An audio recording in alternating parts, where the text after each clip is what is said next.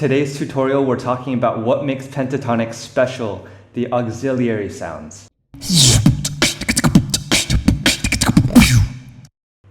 Hey guys, welcome to Spit to the Rhythm. So originally I had planned to go through a few sounds like crash cymbal, hi-hat, different things like that, but then I noticed that there's just so much to talk about that I had to break it down a little bit. So today we're talking about hi-hat and kind of how to change the hi-hat to fit the needs of the song. So first off, there's an open and a closed hi-hat. The hi-hat is the two cymbals that kind of open and close. So it sounds like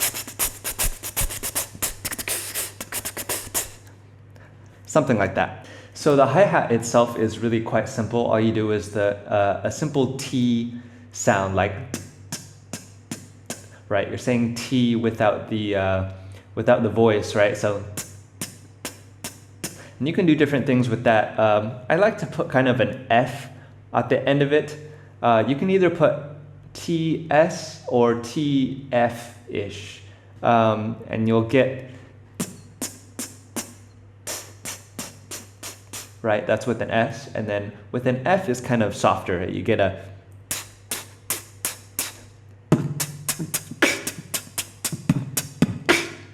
okay, so that was the closed hi-hat. This is the open hi-hat. It's just,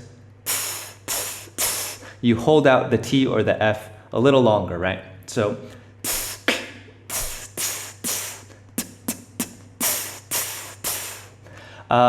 so it's like saying the letter T, but you hold on to the S. Usually keep your teeth together, and you make like a hissing sound at the end of it. So T, S, S, S, S, S, S. Okay, so a lot of times that open hi-hat is put right in front of the snare. So you get something like, right, you get that sound.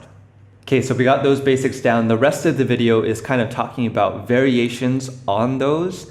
So one of the most important things with vocal percussion is changing what I call the resonance of the sounds that you're making. So you can kind of think of it as how high and how low the sound is. So it's a very high sound, but I can make it a little lower by adding a bit of SH to it. So instead of, right, it brings down the sound and kind of mellows it out. So a lot of these sounds and variations have to do with how much of that H you're putting into it. And you can go back and forth actually. So a lot of pentatonic songs, you'll hear the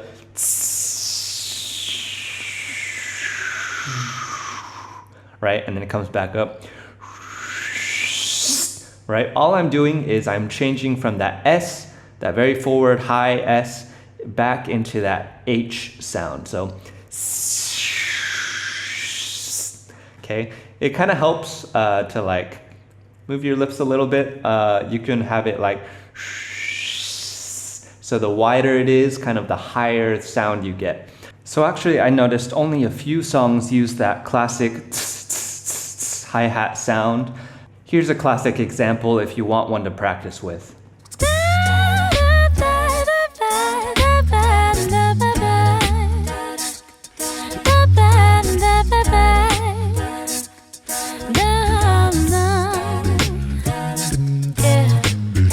So actually a lot more often is the kind of SH sound or CH sound. And you can do that by like just going chugga, chugga, chugga, chugga, except it's like chugga, chugga, chugga. Just keeping that sound, your teeth there with your tongue up, right? Getting that sound.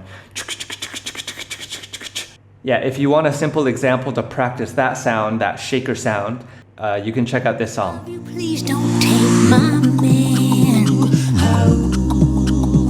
Your beauty is beyond compare with flaming locks of auburn hair, ivory skin and eyes of emerald green.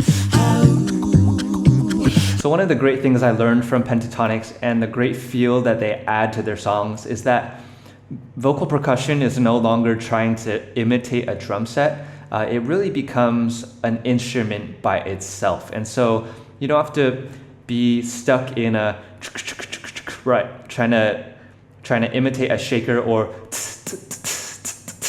trying to imitate a hi-hat.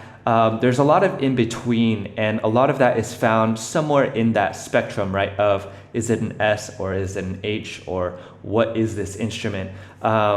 And a lot of times there isn't an instrument that he is copying. He's just making the sounds that sound right for the song. So here's a great example of Kevin using a beat, not just copying an instrument, but he's actually doing his own stuff. I can't find your silver lining. I don't mean to judge, but when you read your speech, it's tiring. Enough is enough. Right, so I can't even explain what that first part is, but it's like a shh,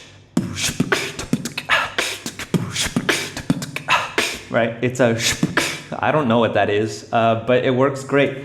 And so a lot of learning from Pentatonix, that's why I love listening to them, is that it kind of opens your brain, opens your mind to different sounds that work really, really well, but they don't have to be rooted in an actual instrument. Okay, so we learned some basic bass, snare, and hi-hat auxiliary sounds. Yeah, so besides listening to those songs that I had earlier and mimicking and trying to figure out what those are, here's a few beats that you can do to start getting used to putting everything together. And it does take a while to get used to, but you just got to practice it. So here we go.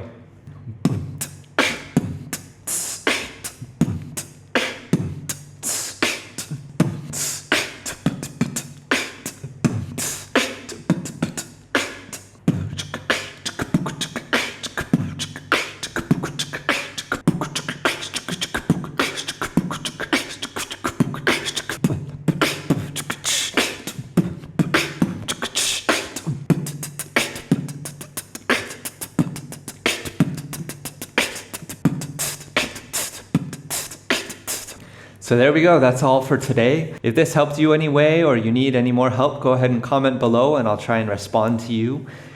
Next time we're looking at different auxiliary sounds like the breath, the crash cymbal, and different things like that. So stay tuned for that. And thanks for joining us today. Keep spitting.